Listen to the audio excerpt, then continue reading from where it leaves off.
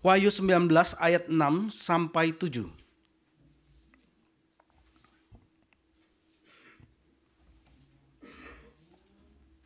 Bersama-sama kita baca Wahyu 19 ayat 6 dan 7. 1, 2, 3.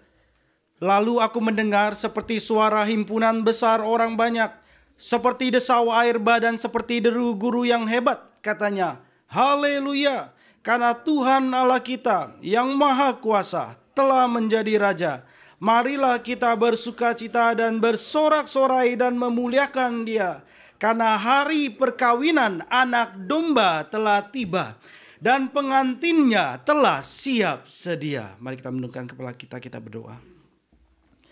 Bapa kami yang di surga, kami boleh mendengar dan kami boleh melihat betapa penuh sukacita di surga. Bagaimana dunia ini, langit dan bumi boleh Tuhan persatukan. Dan anak-Mu bertata di surga. Dan kami umat-Mu yang telah Tuhan tebus bersama dengan para malaikat di surga boleh memuji akan kebesaran Tuhan. Kebesaran daripada Yesus anak-Mu yang tunggal, yang bertata sebagai Raja. Terpujilah Tuhan dan Allah kami. Bukakanlah mata kami dan telinga kami untuk kami bisa mengerti apa yang firman Tuhan sampaikan. Dan kami boleh melihat apa yang pernah terjadi di dalam sejarah. Kami boleh melihat apa yang terjadi dalam kehidupan kami saat ini. Dan kiranya kami boleh menantikan dengan penuh iman, dengan penuh keberanian, dengan penuh kesetiaan, menantikan Tuhan kami yang kami kasihi. Dalam nama Tuhan kami Yesus Kristus kami berdoa, kiranya Tuhan boleh memberikan kami anugerah dan belas kasihan-Mu. Amin. Saudara, pada tahun 1966 itu ada Piala Dunia. Piala Dunia itu adalah pada saat itu pertama kali Inggris melawan Jerman di finalnya, Jerman Barat. Dan tahun itu adalah tahun kemenangan pertama Inggris di tahun 66 di Stadion Wembley di London. Dan itu bergemuruh dengan begitu pekiknya suara sukacita, bergembira dengan luar biasa. Dan dengan kemenangan di perpanjangan waktu 4-2 antara Inggris melawan Jerman Barat. Kemudian setelah itu mereka bersuara dengan begitu keras, menggelegar. Supporter Inggris memecah langit karena saking bersukacitanya akan kemenangan itu. Tetapi saudara, sorak kemenangan ini pun tidak bisa menyaingi sorak paduan suara surgawi. Lagu terakhir, lagu penutup daripada kitab perjanjian baru. Lagu terakhir yang tercatat di dalam kitab kita. Lagu ini. Haleluya, haleluya, haleluya, haleluya. Ayat yang ke-6. Mendengar seperti suara himpunan besar orang banyak. Seperti desau air bah. Dan seperti deru guru yang hebat. Katanya. Saudara, ini sebagaimana dalam Haleluya Chorus. Dalam Mesaya karya Handel, saudara. Semua energi yang selama ini terhimpun. Semua emosi yang selama ini terkumpul. Kemudian dilepaskan dalam satu ledakan yang begitu besar dalam paduan suara. Haleluya. Karena Tuhan, Allah kita yang maha kuasa, telah menjadi Raja. Tuhan yang maha kuasa, Dia yang bertata, dan tidak ada lagi yang dapat menghalangi kerajaan Kristus. Maka tidak heran surga penuh dengan sukacita. Saudara, Babel sudah tidak bisa bersuka, tidak bisa bergabung, sudah terakhir, sudah dihukum, sudah selesai di pasal 18. Karena itu maka Babel tidak mendapatkan bagian daripada sukacita ini. Umat Tuhan bersukacita dan sukacitanya menjadi penuh karena Yesus datang memerintah secara sempurna. Kerajaan Allah datang sepenuhnya. Saudara, Injil adalah kabar baik. Kabar baik. Kabar baik mengenai apa? Kabar baik mengenai apa? Yaitu kerajaan Allah telah datang dan rajanya adalah Yesus. Jadi Injil adalah kabar baik, bukan sekedar kabar baik suatu informasi yang disampaikan saja. Tetapi ini adalah kabar baik yang bermuatan politis. Karena berbicara mengenai kerajaan Allah dan siapakah rajanya. Yaitu Yesus. Itulah kabar baik. Apa? Kenapa disebut kabar baik? Apa relevansinya dengan kehidupan saya? Mungkin saudara akan berpikir begitu. Karena sudah terpisah 2000 tahun lamanya. Maka kemudian akan berpikir, apa kaitannya dengan saya? Ada kerajaan Allah, ada yang namanya rajanya Yesus. Lalu apa kaitannya dengan saya? Apalagi kalau saudara bicara kepada orang Jepang, Yesus adalah raja, mereka bingung. Oh, Yesus adalah raja, raja saya bukan Yesus. Raja saya kaisar. Yang sekarang di Imperial Palace, bukan Yesus. Ini Yesus raja dari mana? Bukankah dia juga ditolak dan dia disalibkan? Yesus raja di mana? Mana dia? Saya tidak lihat. Ini sudah terpisah 2000 tahun lamanya. Saudara, dalam kitab Yesaya, dalam Yesaya 40 sampai 55 itu banyak bicara, terdapat janji kerajaan Allah. Di pasal-pasal ini, Yesaya 40 sampai 55 dituliskan bagaimana janji-janji itu kemudian direalisasikan. Apa yang terjadi ketika kerajaan Allah itu datang? Saudara, ketika kerajaan Allah itu datang, maka pertama terjadi pembebasan Israel yang tertawan. Berulang kali disebutkan bahwa Israel akan dilepaskan, akan dibebaskan. Dan itu digambarkan dengan bagaimana mereka mendapatkan makanan dan minuman. Mendapatkan susu tanpa perlu bayaran. Digambarkan itu di dalam kitab para nabi. Kita buka saudara permulaan daripada ini, Yesaya 40 ayat 1 sampai 2. Saya mau mengajak setiap kita untuk lihat, walaupun ini agak lompat-lompat karena membutuhkan waktu yang panjang. Tapi saya mau mengajak saudara melihat foto-foto gitu ya, capture daripada Yesaya 40 sampai 55 ini. Supaya saudara melihat gambaran besarnya akan nubuatan dan janji-janji akan kerajaan Allah ini. Yesaya 40 ayat 1 sampai 2, kita baca bersama-sama. 1, 2, 3. Hiburkanlah, hiburkanlah umatku, demikianlah firman Allahmu.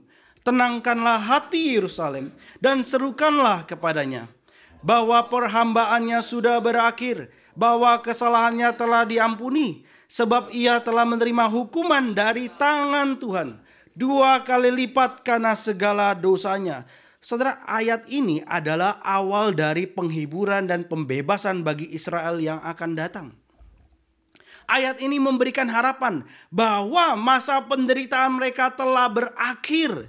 Dan kemudian setelahnya di ayat dan pasal berikutnya juga membicarakan mengenai hal ini. Mari kita lompat ke Yesaya 52 ayat 9. Yesaya 52 ayat 9.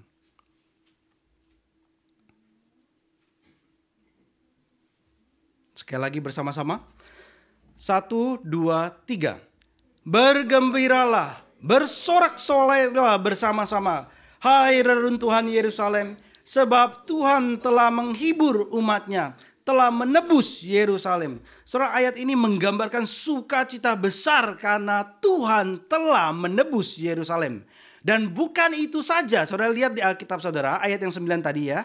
Di ayat 10-nya dikatakan Tuhan telah menunjukkan tangannya yang kudus di depan mata semua bangsa. Maka segala ujung bumi melihat keselamatan yang dari Allah kita.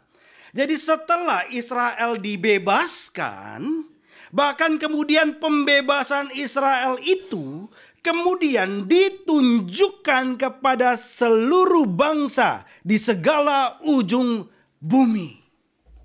Nubuatan dalam kitab Yesaya akan apa yang Tuhan lakukan beberapa ratus tahun kemudian. Kemudian kita lompat lagi. Yesaya 55 ayat 12 dan 13. Yesaya 55 ayat 12 dan 13. Bersama-sama. 1, 2, 3. Sungguh kamu akan berangkat dengan sukacita dan akan dihantarkan dengan damai.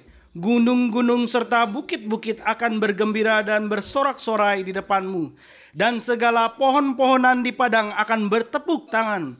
Sebagai ganti semak duri akan tumbuh pohon sanobar. Dan sebagai ganti kecubung akan tumbuh pohon murad.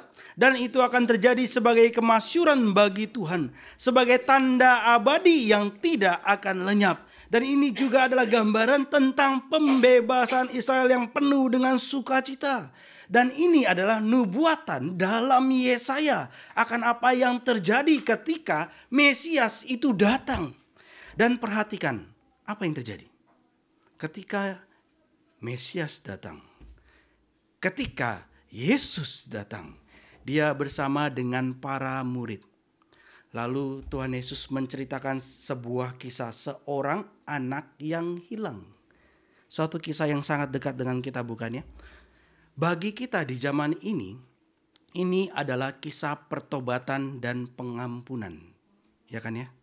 Pertobatan dan pengampunan.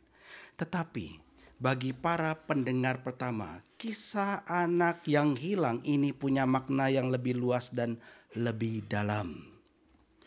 Kisah anak yang hilang itu bukan sekedar pesan pertobatan dan pengampunan kekal. Tetapi ini kisah tentang New Exodus, pembebasan Israel yang tertawan.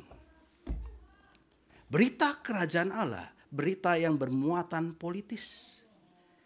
Ketika para murid mendengar perumpamaan ini mengenai anak yang terhilang, mendengar mengenai ada anak sulung, mendengar kemudian pada akhirnya ada pesta yang diadakan, suatu perjamuan diadakan, ada suara, ada begitu penuh dengan sukacita.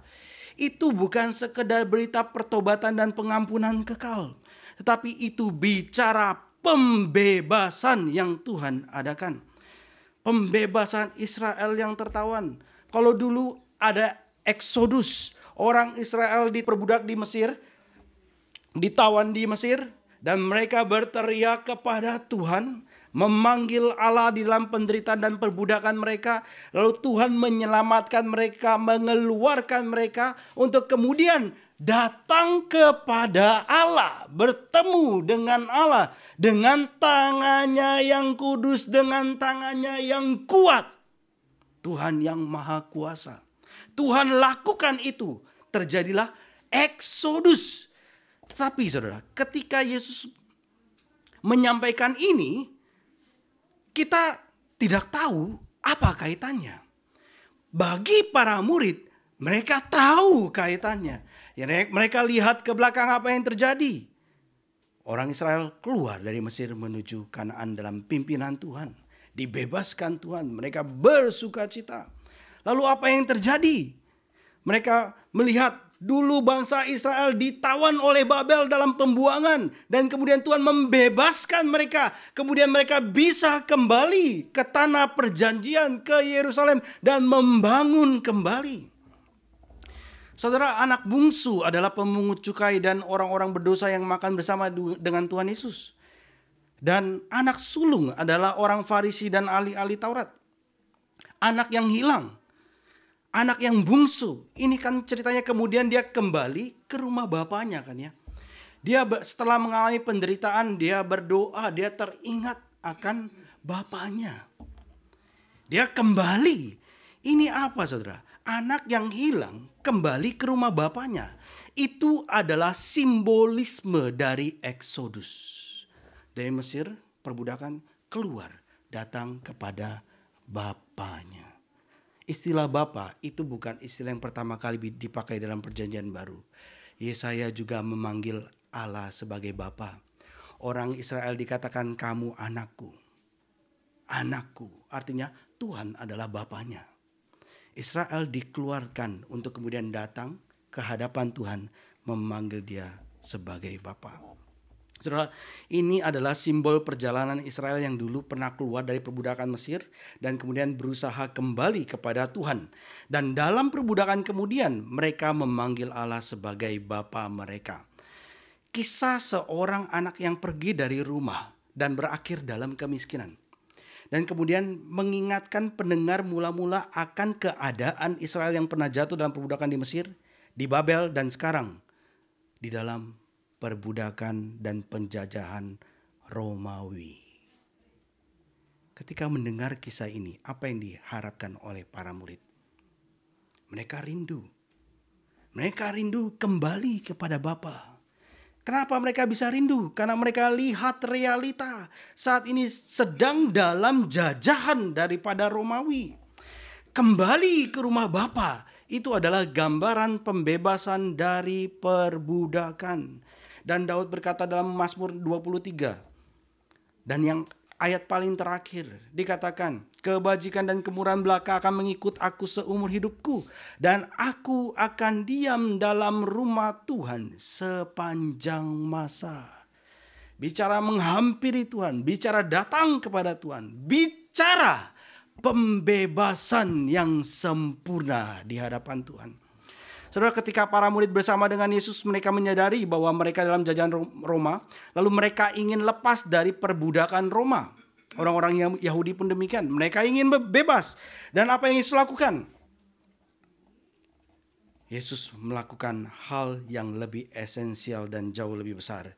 Yaitu Yesus membuka mata para murid akan realita perbudakan yang lebih besar, yaitu perbudakan dosa. Manusia memang betul pada saat itu dijajah, diperbudak oleh Romawi. Tapi Tuhan Yesus membuka mata mereka untuk melihat realita yang jauh lebih besar yang harus diselesaikan terlebih dahulu, yaitu perbudakan dosa. Saudara, banyak bangsa itu bahas, ini kenapa kok kita masyarakat banyak kesulitan dan kesulitan. Ini masalah politiknya nih, karena partainya nih, ini karena pemerintahnya nih, ini karena ekonomi nih, karena lesu, karena berbagai hal. Bisa dipikirkan, bisa didiskusikan dengan panjang lebar. Tapi di zaman ini, siapa lagi yang melihat ke atas? Ini masalah teologis. Ini masalah dosa. Dan ini yang Tuhan Yesus ajarkan kepada para murid. Lihat, ini esensinya. Kamu sedang diperbudak dosa. Dan Yesus, Sang Mesias, dinubuatkan bahwa dia adalah raja yang akan datang dari keturunan Daud. Dinubuatkan bahwa dia adalah hamba Allah yang menderita. Yang dijanjikan akan datang itu sekarang ada di hadapan para murid. Dan berkata-kata dengan mereka. Artinya melalui Yesus Sang Mesias mereka bisa lepas dari perbudakan dosa. Akhirnya dengan kematian, dengan kebangkitannya, Yesus menyatakan bahwa mereka walaupun saat ini dalam perbudakan Roma, mereka bisa lepas dari perbudakan dosa dan perbudakan Roma. Perbudakan di atas bumi ini masih Tuhan izinkan, memang masih Tuhan izinkan untuk sementara, yang pada akhirnya akan Tuhan selesaikan kemudian. Kapan? Wahyu 19 ini, saudara. Haleluya! Karena Tuhan Allah kita yang maha kuasa telah menjadi Raja. Marilah kita bersuka-cita dan bersorak-sorai dan memuliakan Dia. Suara yang terakhir yang berkata bukanlah perkataan cemoohan lawan Tuhan. Bukanlah perkataan cemoohan Babel atau para raja dan penguasa yang melawan Tuhan.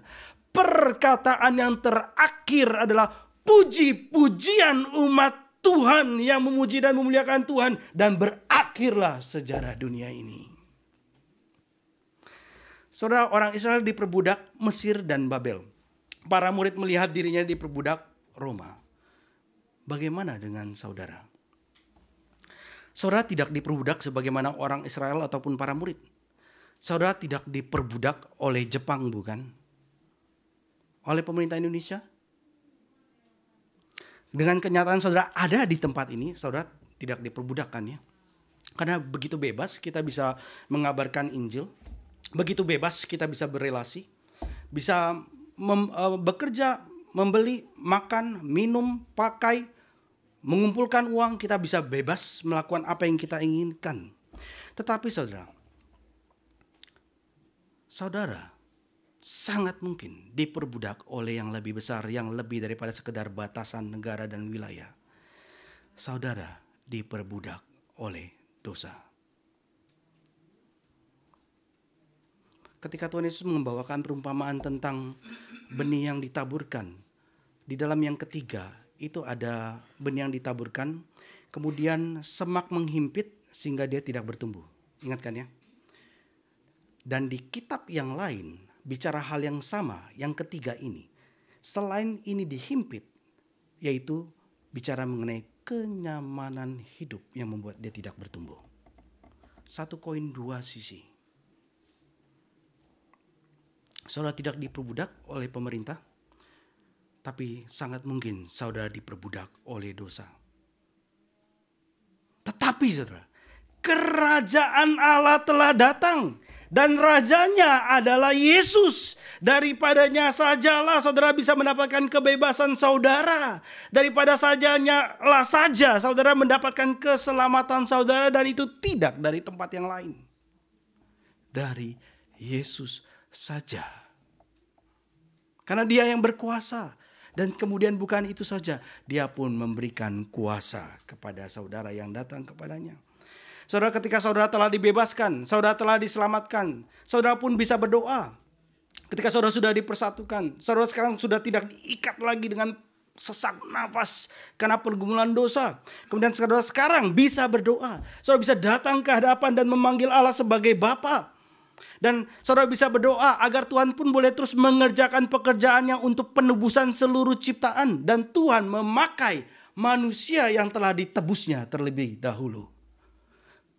Ciptaan merintih, ciptaan menantikan anak-anak Tuhan dinyatakan, kata Roma 8. Kita bersama-sama kita berdoa, kita bersama-sama kita bekerja, supaya mereka yang dalam tawanan penguasa dunia ini pun boleh dibebaskan oleh penebusan Kristus. Oleh sebab itu mengapa kita mengadakan KKR Natal STEMI. Oleh sebab itu kenapa khotbah di mimbar ini memberitakan siapakah Yesus, apa yang dia lakukan. Siapakah dia? Siapakah kita? Anak-anak sekolah minggu juga melihat siapakah Yesus. Guru-guru sekolah minggu diperlengkapi untuk kemudian dinyatakan kepada anak-anak siapakah Yesus. Ketika kerajaan Allah datang, maka pembebasan Israel yang tertawan terjadi. Berikutnya saudara, ketika kerajaan Allah datang, yang kedua adalah iblis dikalahkan. Iblis dikalahkan. Saudara, umat Allah sedang dalam perbudakan, dan sekarang mereka bisa lepas dari perbudakan itu melalui hamba Allah yang menderita, yaitu Mesias yang menjadi alat Tuhan untuk menyelesaikan tugas ini. Kita buka Yesaya 42 ayat 1 sampai 4. Yesaya 42 ayat 1 sampai 4.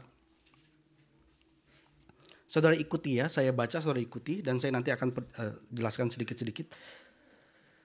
Lihat itu hambaku, singular. Jadi firman Tuhan ya bicara mengenai hamba Allah yang menderita. Yang kupegang, orang pilihanku, singular. Ini bukan plural. Yang kepadanya aku berkenan. Aku telah menaruh rohku ke atasnya supaya ia menyatakan hukum kepada bangsa-bangsa atau menyatakan keadilan kepada bangsa-bangsa. Ia tidak akan berteriak atau menyaringkan suara atau mendengarkan suaranya di jalan. Artinya bukan berarti dia diam, bukan. Tetapi dia datang dalam ketersembunyian. Dia datang dalam ketersembunyian. Dia datang dalam kehinaan dari sejak kelahirannya di palungan. Sekali lagi ya. Ia tidak akan berteriak atau menyaringkan suara atau memperdengarkan suaranya di jalan. Bulu yang patah terkulai tidak akan diputuskannya. Dan sumbu yang pudar nyalanya tidak akan dipadamkannya. Tetapi dengan setia ia akan menyatakan hukum. Ia sendiri tidak akan menjadi pudar dan tidak akan patah terkulai. Sampai ia menegakkan hukum atau sampai ia menegakkan keadilan di bumi. segala pulau mengharapkan pengajarannya. Saudara, salah satu ciri khas pemerintahan Mesias itu adalah keadilan ditegakkan. Ini kan yang didoakan oleh para martir ketika materai kelima dibukakan di surga, bukan? Dan Tuhan kemudian mendatangkannya. Di pasal 18 Tuhan menyudahi segalanya. Dan kemudian keadilan terjadi. Dan ini bicara Tuhan yang datang sebagai raja dengan segala kemahakuasaannya. Kerajaannya ditegakkan sepenuhnya. Sekali lagi saudara, kita ini sekarang tinggal di dalam dunia yang memang kerajaan Allah telah datang already, tapi not yet. Terus Tuhan perluas, terus Tuhan kerjakan sampai pada saat nanti Tuhan Yesus datang kedua kalinya. Jadi sekali lagi salah satu ciri khas dari pemerintahan Mesias adalah keadilan ditegakkan di bumi. Dan dikatakan dari ayat yang kita baca tadi, segala pulau mengharapkan pengajarannya. Keadilannya ditegakkan di bumi. Termasuk harusnya Jepang yang pada saat ini di bawah 0,1% daripada orang Kristen. Termasuk harusnya Pulau Hokkaido. Harus termasuk Pulau Honshu, Kyushu, Shikoku. Pulau-pulau ini harusnya. Keadilan Tuhan di bumi ditegakkan. Dan seluruh pulau mengharapkan pengajarannya. Firman Tuhan sudah katakan. Dan warga negara kerajaan Tuhan ketika melihat hal ini, maka apa yang akan mereka lakukan? Mereka bergiat akan berusaha dari Hokkaido sampai Kyushu. Kiranya Injil Tuhan boleh diberitakan. Karena daripadanya kuasa iblis dilepaskan. Karena daripadanya kejahatan dicabut daripada akar-akarnya. Kemudian saudara, Yesaya 49 ayat 5 sampai 6. Yesaya 49 ayat 5 sampai 6. Kita baca bersama-sama ayat yang kelima terlebih dahulu. 1, 2, 3. Maka sekarang firman Tuhan yang membentuk aku sebentar ya. Aku ini adalah hamba Allah yang menderita, Mesias, Yesus. Jadi firman Tuhan kemudian yang membentuk aku gitu ya. Hamba Allah yang menderita ini ya. Berikutnya, sejak dari kandungan untuk menjadi hambanya, untuk mengembalikan Yakub kepadanya, dan supaya Israel dikumpulkan kepadanya. Maka aku dipermuliakan di mata Tuhan, dan Allahku menjadi kekuatanku. Firman-Nya, sekarang saya baca, saudara bisa lihat di Alkitab saudara. Terlalu sedikit bagimu hanya untuk menjadi hambaku, untuk menegakkan suku-suku Yakub dan untuk mengembalikan orang-orang Israel yang masih terpelihara. Mungkin saudara bingung, ini ngomongin apa terlalu sedikit. Ini saudara jangan putus di komanya dalam bahasa Indonesia ya. Terlalu sedikit bagimu hanya untuk menjadi hambaku. Itu jadi artinya maksudnya apa nih lebih daripada ini? Bukan. Maksudnya ada terlalu sedikit ketika ngomong bahwa ini bicara orang Israel saja. Bicara bahwa kalau Israel saja itu sedikit. Karena akan banyak yang berikutnya yang datang kemudian. Berikutnya ya di ayat yang ke-6. Tetapi aku akan membuat engkau menjadi terang bagi bangsa-bangsa. Dari hamba Allah yang menderita ini, yang tadi dikatakan untuk Israel saja sedikit, tapi tidak itu saja, akan menjadi berkat, membuat engkau menjadi terang bagi bangsa-bangsa, supaya keselamatan yang daripadaku sampai ke ujung bumi. Saudara, ketika Yesus mengatakan ketika dia akan segera naik ke surga, ketika dia mengatakan mandat ini, saudara, ini bukan dia buat sendiri. Sudah dikatakan juga bahwa dari sini akan sampai ke ujung bumi, dan Tuhan Yesus memerintahkan para muridnya. Dalam ayat ini saudara, hamba Allah disebut sebagai terang bagi bangsa-bangsa. Dia akan membawa keselamatan bukan hanya bagi Israel tetapi juga seluruh dunia. Dan ini menunjukkan bahwa hamba Allah akan menghancurkan kekuatan kegelapan dan membawa terang dan keselamatan. Saudara, orang Israel termasuk para murid di zaman Yesus berpikir kedatangan Mesias itu langsung akan mengakhiri segalanya dalam kemenangan. Bahkan Yohanes Pembaptis pun berpikir demikian. Walaupun dia sudah mengatakan ya, waktu Tuhan Yesus datang ke sungai Yordan, Yohanes Pembaptis katakan, lihatlah anak domba Allah yang menghapus dosa dunia. Tapi kan kemudian dia ditangkap. Dia tentu merenungkan firman Tuhan dong. Dia lihat kitab Yesaya kan. Dia mempelajari kitab-kitab perjanjian lama. Dia menantikan kedatangan Mesias. Dan juga sudah menyatakan bahwa lihatlah anak domba Allah yang menghapus dosa dunia.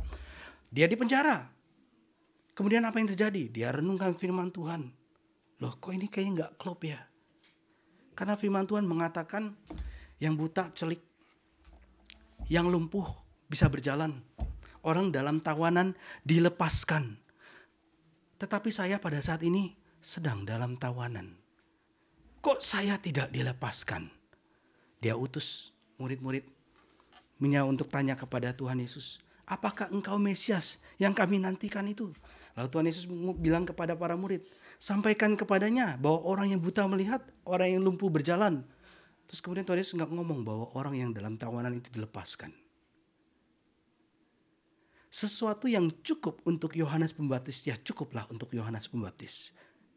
Yohanes Pembaptis memang adalah nabi yang besar karena menunjuk siapakah Yesus. Tetapi orang yang di dalam kerajaan Allah, Tuhan Yesus katakan lebih besar lagi daripada Yohanes Pembaptis. Yaitu siapa? Dimulai dengan para murid. Kenapa? Karena para murid melihat dengan lebih sempurna siapakah hamba Allah yang datang ini. Yaitu Mesias yang bukan hanya dengan pedang yang penuh kemenangan, tetapi dia datang dengan hamba Allah yang menderita. Kerajaan Allah telah datang, tetapi wujudnya bukanlah sesuai yang apa yang diharapkan daripada orang Yahudi pada abad pertama, termasuk para murid. Tapi kemudian para murid ini kemudian diperlihatkan melihat apa yang Tuhan katakan dalam perjanjian lama dan kemudian dinyatakan kepada mereka. Dan ketika Tuhan Yesus mati dan bangkit dan diperlihatkan kepada para murid apa yang dikatakan dalam perjanjian lama, hati mereka begitu penuh dengan kobaran api, semangat akan nubuatan daripada perjanjian lama digenapi. Mereka bukan melihat penghukuman Tuhan yang kemudian mengakhiri, tetapi dia melihat bahwa ada anugerah dan belas kasihan Tuhan yang masih diberikan kepada seluruh ciptaan pada saat ini. Mesias harus datang terlebih dahulu sebagai hamba Allah yang menderita. Di mana ayatnya? Orang-orang Yahudi pada saat itu pasti akan bertanya. Yesaya 50 ayat 6 sampai 7. Kita buka bersama-sama. Yesaya 50 ayat 6 sampai 7.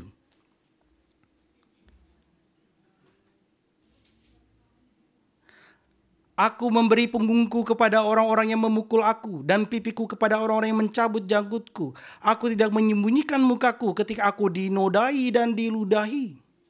Tapi Tuhan Allah menolong aku, sebab aku tidak mendapat noda. Sebab itu aku meneguhkan hatiku seperti keteguhan gunung batu, karena aku tahu bahwa aku tidak akan mendapat malu. Saudara, kalau disalahpahami karena Tuhan, saudara, nggak apa-apa. Kalau saudara dicemooh oleh karena nama Yesus, karena kehendak Tuhan, tidak apa-apa. Karena ya Tuhanlah kekuatan dan gunung batu kita. Dan Yesus terlebih dahulu sudah menyatakannya kepada kita. Jalannya.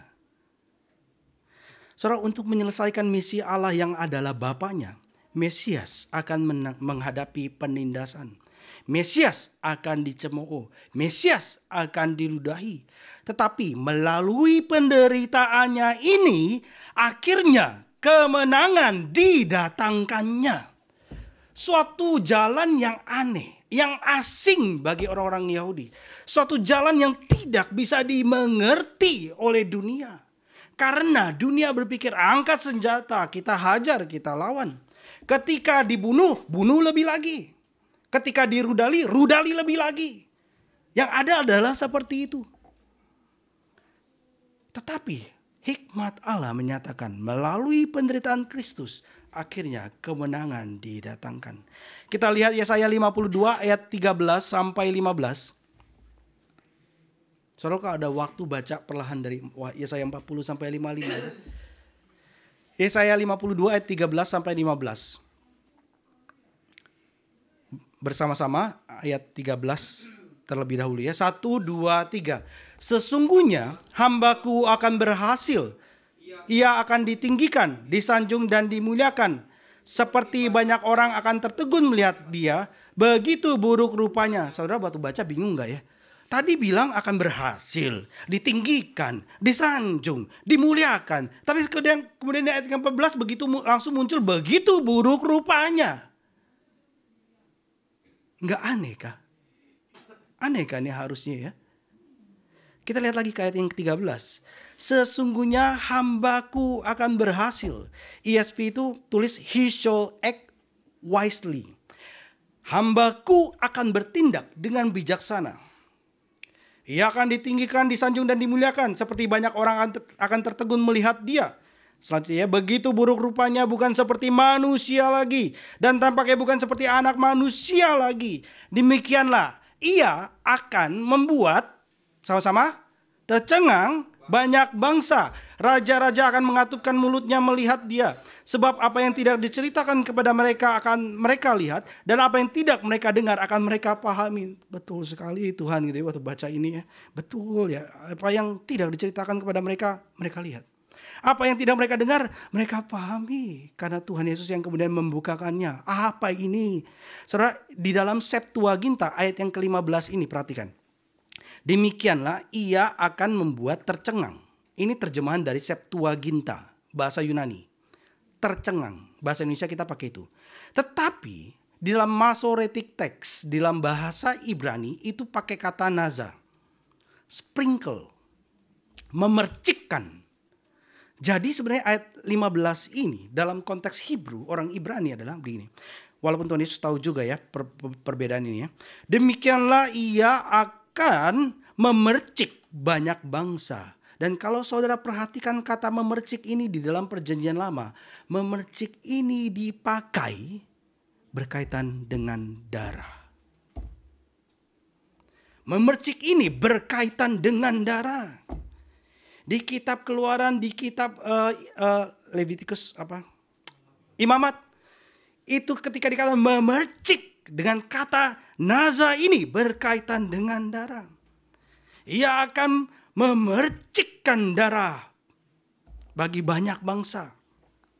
Lalu kemudian masuk ke dalam Yesaya yang ke-53 yang hampir tiap-tiap Jumat Agung dan Paskah kita membacakannya. Melalui penderitaan Yesus ditinggikan dan berhasil dalam misinya. Dengan istilah Yesaya adalah hambaku akan berhasil. Tadi awal, hambaku akan berhasil. Sama-sama kita buka Yesaya 53 ayat 4 sampai 6. Yesaya 53 ayat 4 sampai 6 kita baca bersama-sama. 1, 2, 3. Tetapi sesungguhnya penyakit kitalah yang ditanggungnya dan kesengsaraan kita yang dipikulnya. Padahal kita mengira dia kena tulah, dipukul dan ditindas Allah. Tetapi dia tertikam oleh karena pemberontakan kita. Dia diremukkan oleh karena kejahatan kita. Ganjaran yang mendatangkan keselamatan bagi kita ditimpakan kepadanya. Dan oleh bilur-bilurnya kita menjadi sembuh. Kita sekalian sesat seperti domba. Masing-masing kita mengambil jalannya sendiri. Tetapi Tuhan telah menimpakan kepadanya kejahatan kita sekalian. Di kedatangan pertama, Yesus menanggung dosa umatnya. Dan membawa pengampunan serta pemulihan. Dan dengan jalan yang adalah hikmat Allah ini, dia mengalahkan kuasa dosa dan kegelapan. Inilah nubuatan Yesaya. Inilah nubuatan Yesaya yang ketika kemudian Yesus ketika bersama dengan para murid dia bicara dan bertindak. Seakan-akan bahwa pemerintahan yang jahat itu akhirnya dikalahkan melalui apa yang Yesus lakukan. Apa yang Yesus lakukan? Misal, setelah Yesus mengutus para muridnya pergi dua-dua. Kan para murid itu kemudian kembali kan dengan bersuka cita. Dan Tuhan Yesus katakan, aku melihat iblis jatuh seperti kilat dari langit.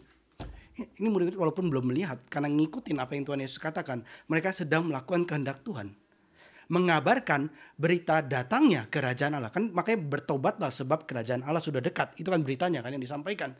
Mereka pergi, mereka kembali, dan Tuhan Yesus katakan, aku melihat iblis jatuh seperti kilat dari langit. Dan lalu ketika Yesus masuk ke Yerusalem di minggu terakhir sebelum dia disalibkan, saat itu dia disambut oleh orang-orang yang banyak. Hosana, Hosana. Dan Yesus berkata, sekarang berlangsung penghakiman atas dunia ini. Sekarang juga penguasa dunia ini akan dilemparkan keluar. Bicara iblis dikalahkan. Dan kemudian apa yang terjadi? Dia disalibkan untuk masuk ke dalam kegelapan yang paling gelap untuk menghancurkan kuasanya. Dan kemudian orang yang datang kepadanya pun boleh beroleh keselamatan, beroleh kemenangan, karena kemenangan telah dia pegang. Saudara, ketika kerajaan Allah datang, iblis dikalahkan. Iblis dikalahkan dengan hikmat Allah. Hikmat Allah yang orang tidak mengerti, yang belum pernah lihat sebelumnya, yang belum pernah dengar sebelumnya. Iblis dikalahkan dengan kuasa Allah. Iblis dikalahkan dengan jalan menuju Golgota. Kematiannya mengalahkan kematian. Dan kepada mereka yang percaya kepadanya, Tuhan membebaskan mereka dari kuasa dosa. Dan bukan itu saja, Tuhan pun memampukan kita untuk mengerjakannya. Kita terus berdoa, kita terus bekerja sampai kekalahan iblis ini terjadi secara total. Pukulan telah diberikan kepada iblis lewat salib. Dan gerejanya melakukan peperangan kecil, mulai pukulan-pukulan kecil kepada mereka. Kita terus berdoa dan kita bekerja sampai kekalahannya yang mutlak terjadi, yang diakhiri oleh Kristus yang sendiri datang sebagai Raja. Kita terus berdoa dan kita terus bekerja sampai kejahatan tercabut sampai ke akar-akarnya. Saudara, ketika kerajaan Allah datang, maka yang terjadi adalah pertama tadi, pembebasan Israel yang tertawan. Kedua, ketika kerajaan Allah datang, maka yang terjadi adalah iblis dikalahkan, termasuk sistem-sistemnya, termasuk Babel Raja dan segala macamnya, tercabut sampai ke akar-akarnya. Dan yang ketiga, ketika kerajaan Allah datang, maka yang terjadi adalah Yahweh kembali ke Sion. Di dalam nubuatannya dikatakan, minggu depan akan kita lihat, dan bagaimana Tuhannya bersama dengan para murid menikmati perjamuan bersama. Dan pada akhirnya dinyanyikan dengan begitu indah dan dalamnya dalam Wahyu 19. Perjamuan kawin anak domba. Kita akan lanjutkan ini di minggu yang akan datang. Mari kita tunduk kepala, kita berdoa. Minta Pak Kris boleh pimpin kita di dalam doa.